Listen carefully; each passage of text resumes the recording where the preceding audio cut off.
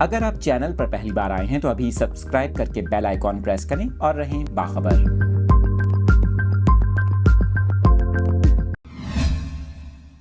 آپ کے ساتھ یہ بڑی خبر شیئر کر رہے ہیں۔ آئل ٹینکرز ایسوسی ایشن کی جانب سے اہم فیصلہ کیا گیا ہے۔ ملک کے مختلف شہروں میں پیٹرول اور ڈیزل کی سپلائی بند کر دی گئی ہے۔ آپ کو بتائیں کہ آئل ٹینکرز مالکان نے مختلف شہروں میں پیٹرول اور ڈیزل کی سپلائی اچانک بند کر دی۔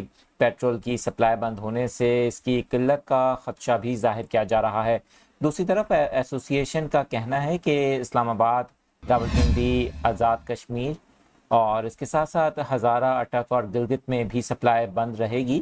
آئل ٹینکرز مالکان نے مطالبہ کیا ہے کہ وائٹ آئل پائپ لائن کی ٹرانسپورٹ کا حصہ 65% کیا جائے، کرایہ جات میں اضافہ کیا جائے، پرانی گاڑیوں کو بحال کیا جائے۔ اس کے ساتھ ساتھ انہوں نے مطالبہ یہ بھی کیا ہے کہ لوکل 100% اور اوور لوڈنگ ٹرپ 50% بڑھائی جائے۔ مطالبات کی منظوری تک سپلائی بند رہے گی۔